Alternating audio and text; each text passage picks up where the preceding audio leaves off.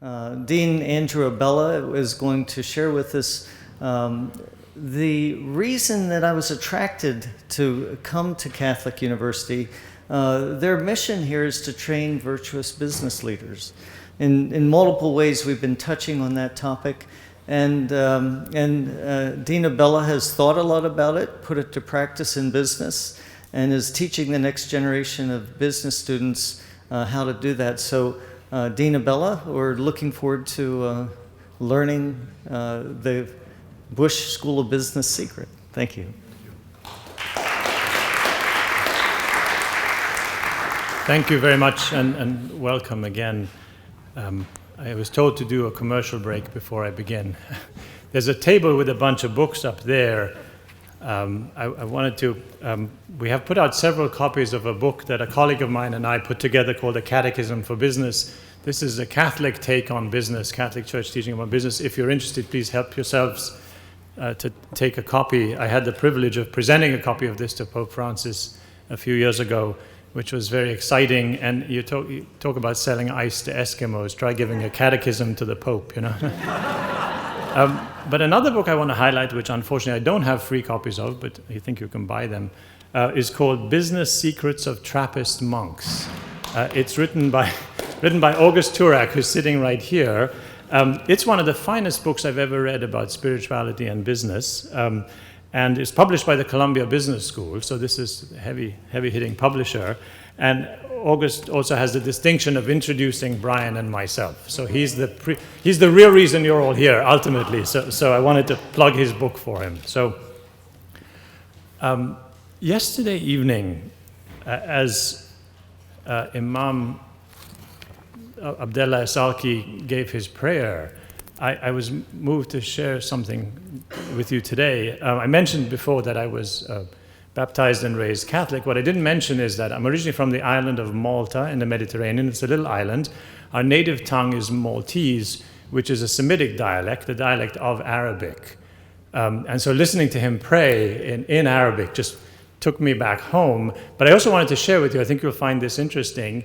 I went to church for many years, so a Catholic church, a Christian church, praying to Allah, because that's our word in Maltese for God. So in case you didn't know, there's a community in this world that is Christian that prays to Allah. So I thought you would appreciate that. So what I've been asked to talk about today is this question of virtuous business, and I think it fits in the question of what does it take to fully bring your faith to work? Just a quick question. I'm seeing some people come in. Have all the other groups come back? I just want to make... Okay, good. Okay, I just want to make sure I'm not jumping the gun here. Good. So what does it look like to fully bring your faith to work? Because we know that that's not a given, right? We know people of faith, religious people, who don't seem to bring their faith to work, who seem to feel like they have to check their faith at the door, sometimes because they're afraid of offending, or afraid of being stigmatized. Other times, I know some people where it seems like their faith makes absolutely no difference to their work. And that can be an issue, right? There's a quote I have here from the Second Vatican Council of the Catholic Church, who expressed a concern, I'll read it, about those who, quote, think that religion consists in acts of worship alone and in the discharge of certain moral obligations, and who imagine they can plunge themselves into earthly affairs in such a way as to imply that these are altogether divorced from the religious life. This split between the faith which many profess and their daily lives deserves to be counted among the more serious errors of our age. Right? When we don't, or we're unable to live our faith out in the working world is an issue. One of our colleagues here at Catholic University, Dr. Brandon Vadyanathan, he's chair of our sociology department, and he wanted to study this phenomenon and particularly see how it was playing out in global capitalism, particularly in the global south. So he did two in-depth studies, one in Dubai, which is where he's from originally, and one in Bangalore, among IT managers. 200 in-depth interviews in total. And he was interviewing middle managers in IT who were professedly people of faith, serious people of faith who are very active in their faith lives. So not just occasional participants kind of thing.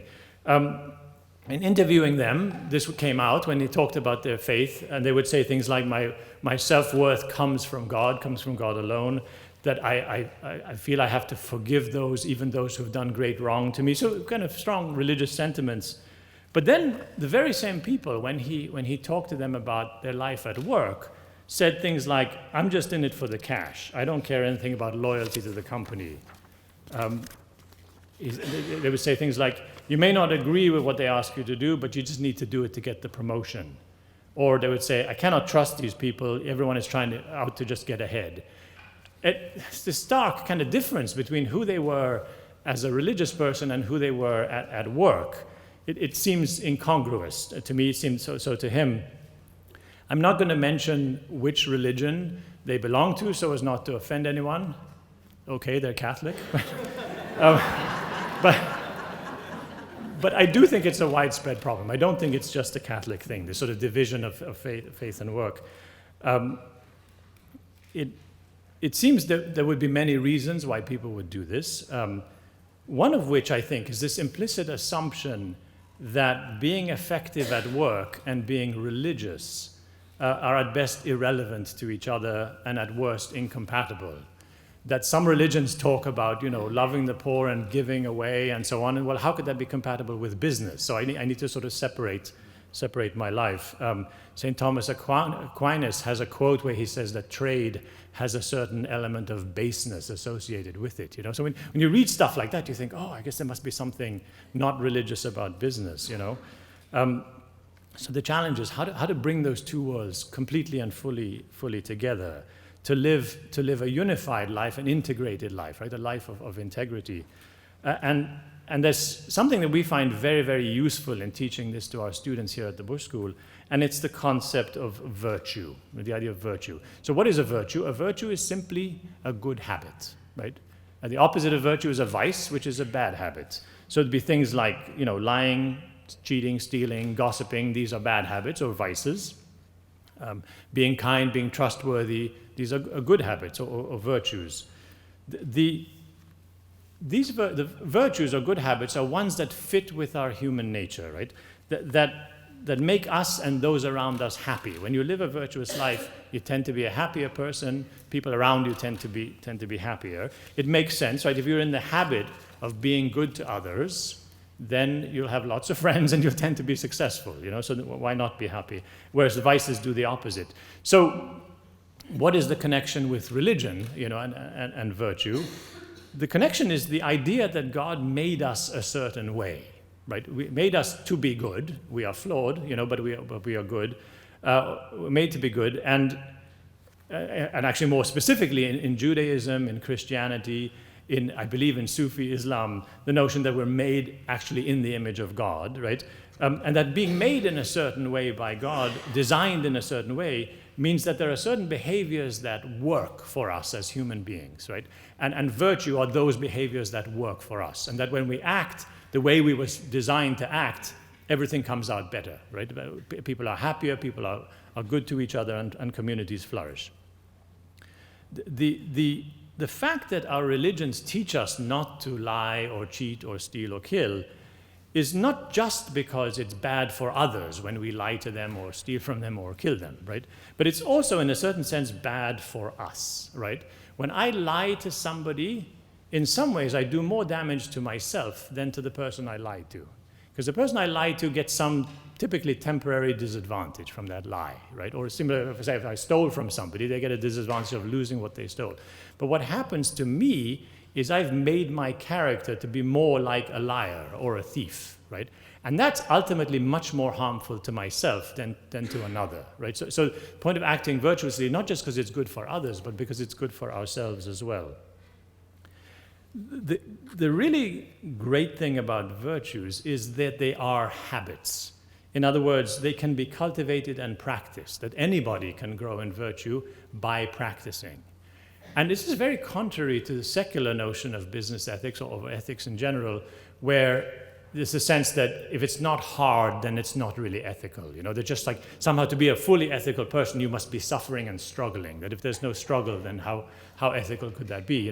Virtue is the opposite. The more you practice a virtue, the easier it gets. If you think about it, it's obvious. Right? The more you tell the truth, the easier you get at telling the truth, and the more uncomfortable you get if you feel like you're inclined to tell a lie. And so the more you do good, the easier it becomes to do good.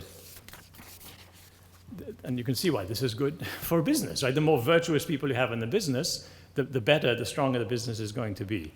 There are 4 what are called the Cardinal Virtues, which are sort of central virtues, and then all the other virtues tend to cluster around them. I want to go through those. And then what I'd like to do is, if I have enough time, is just sort of open up to your comments and thoughts. Does this concept fit with my religion? Could this concept work in my company? Just to kind of get a sort of a practical take on this.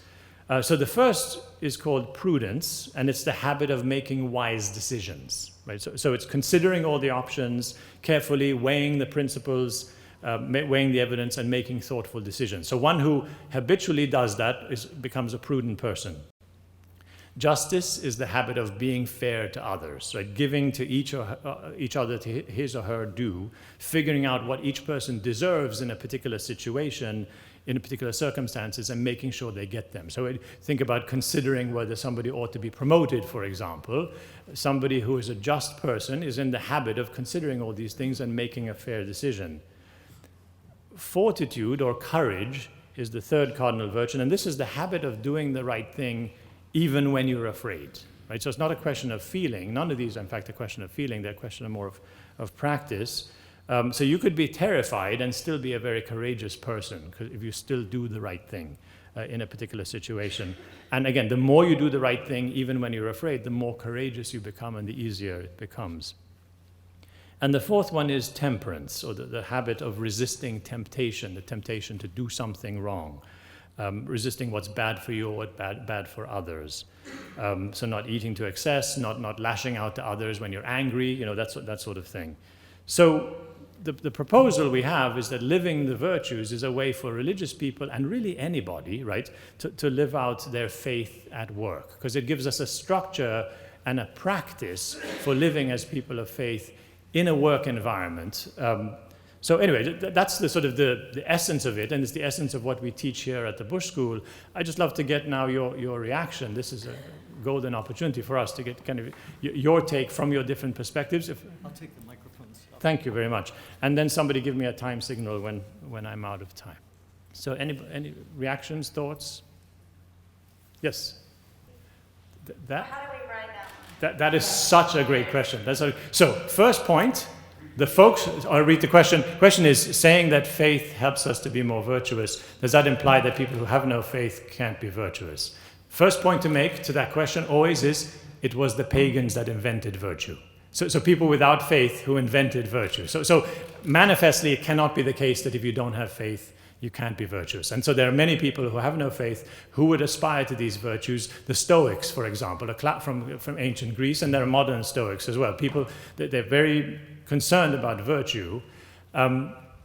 We, as people of faith, I think, believe we get extra help. Right? Somebody talked about grace before, and I think you can say that without offending. So everybody's free to find their own path of virtue, right? But I think we can all agree that being vicious is not a good thing. So people of faith and people who are not of faith can agree on that, right? So here's something that we can all do together. It's an extra bonus, I think, as a person of faith. I mentioned this last night at dinner, that it's really hard to do good year in, year out without God's help. I think that. It's been my experience, and I was an atheist for a while, so I know it from experience, Maybe I was just a really bad atheist. But so anyway, does that answer your question? That was a great question. Thank you. Yes? Thank you. I'm on a personal mission to redefine leadership in corporate America based on these principles. Super. So my question to you comes from a very personal space of the incongruence between justice and prudence, for example. Sometimes when there's competing priorities that come up with bottom line, in that there's personal incentives to maybe not be just to get the promotion, or not be prudent because there's personal gain to be achieved.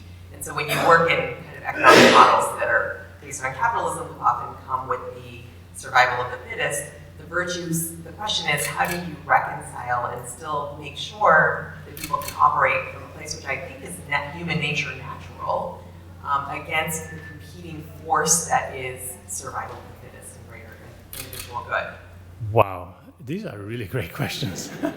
So the question was, how do you manage the apparent tension, right, between living virtuously and apparently survival of the fittest, and right? what gets promoted, actually elevated in corporate America so often. Right, so sometimes that survival of the fittest notion gets promoted in a company. I have seen, and over the years, there have been a number of studies over the decades, and they don't always call it virtuous behavior, but sometimes they call it altruism, But in general, what the studies find is that over the medium and long term, what we would call good behavior tends to be more prosperous behavior. So companies that foster collaborative behavior among their employees tend to do better on a sustained basis. In the short term, it's always possible to maximize gains by cutting corners, right? We know that from every aspect of life, particularly in business. And some companies, unfortunately, cultivate a culture that encourages that sort of shortcuts. And it's not, we're not talking necessarily about illegal behavior, just very kind of selfish type of behaviors. But those companies don't tend to prosper over the longer term. And so a company that's looking for long-term sustained growth would do well to support virtue. I want to make just a little side point to the first question. I think one of the benefits of being a person of faith is you have additional resources to resist those temptations to cut corners along the way. If you believe that God's watching at all times, even if compliance isn't, you have added incentive. The virtue of prudence in particular, I think, is a really powerful one, and it's a word. These words are so old that they've kind of gotten misused, and to be prudent almost has this kind of negative connotation, almost as bad as the temperance. The virtue of temperance, nowadays we think of it just in terms of prohibition, somebody who doesn't drink, But these are much richer words, and particularly prudence, the habit of making wise decisions. So the wisdom of a decision will take into account the financial implications. Absolutely, right? We're running companies. If we don't make money, we're no longer a company. I explain to our students, without profit, you're just another not-for-profit, and someone else has to make money to fund you, right? So the beauty of a business is it's done well is an organization that serves society and sustains itself rather than being dependent on somebody else, right? So prudence takes all of that very seriously. You calculate net present values, and you look at all the legal implications, but you also look at the full human implications as well. And you know that if you violate the human implications, that doesn't go unpunished over the long term, that people will lose motivation, you lose retention, all the things that we've kind of been talking about today. Does that answer your question? Yeah. Great, very good. Yes, sir. Could you talk about the difference between virtuous behavior as a means to an end and virtuous behavior as an end in itself? And the sustainability of virtuous behavior, if in fact it's merely a means to an end. I'm going to be virtuous because your studies show me it's good for the bottom line. I'm going to be virtuous because my faith says it's the right thing to do. And can you sustain it without it? Very good. Being virtuous as a means to an end versus virtuous as an end in itself. There's again, great question. Both are good, and I'll explain why. There's an element with virtue of fake it till you make it. That if you're not courageous, and you're terrified of everything, you just try. You just try. And let's say you're trying because the research says if you do, you'll feel better. So you try. Eventually, you keep trying it hard enough, you eventually become courageous. So you get there. And then what you discover along the way, to your second point, is, and this is why I think virtue theory is, as you say, it just so aligns with who we are as human beings, and why it trumps by far any other theory of ethics. So I mentioned last night I did a PhD in business ethics, so I studied all the theories ad nauseum. No theory other than virtue ethics can give you a solid reason why should I be ethical. They'll tell you how to be ethical, but there is no answer as to why. They'll say things like, well, you might get caught. Okay, well, or maybe not. Are you a gambling kind of person, you know? Well, people won't like you if you don't find out. Well, I don't care about people. You know, you have these responses, there's comebacks to every reason that people would give for every other ethical theory as to why be ethical. But virtue basically says, if you live this way, you will be happier, right? You will be a happy, fulfilled person if you live according to virtue, because that's the way you're made. It's like having a healthy diet. You feel better because that's the way you were made, you know? And I've never heard come back say, well, I don't care about being happy. Then you're crazy, you know? Because everybody wants to be happy. So you might start out doing it as a means to an end, but along the way, I think you discover that this is what a happy life is made of, you know? So it's you wouldn't continue, I think, to do it just as a means, because you'll realize that it is not only an end in itself, but in a certain sense, the end of human life. Does that help? There was a question of, okay, yep. One question, and then I have a question. Sure. Sorry, I skipped over you before. You had your hand up before, yeah. Mine is short. So as a resource for the topic that was brought up in terms of survival of the fittest, there's a book called Givers and Takers. Explains how those who are givers tend to be more successful in business, even as an individual person, as a society or business. Pardon? Give and take? Okay, there you go. Give and take. Super. Yeah, correct. And basically, it creates trust and culture, and then that's why the whole institution arises and does better. Thank you. Quick comment, and then Brian's question. It works everywhere, right? That God made us this way, that everything works better when people are good to each other, right? Absolutely everything works better, short term, long term. The only problem is when people don't want to do that, right? Or don't have the strength to do it, or choose not to do it. So virtue is all about getting in the habit of being good to each other. And the more you get in the habit, the easier it becomes. Yes, sir. So I think I can speak for everyone here. We're so appreciative that you've opened up the business school for this conference. And my question is, I mean, we want to, as timekeeper, I have to move to the next speaker. Can we come back next year and you can tell us more? Remember, he said when he came to meet me, how quick it took me to make a decision. So my answer is yes. You are most welcome. Please come back.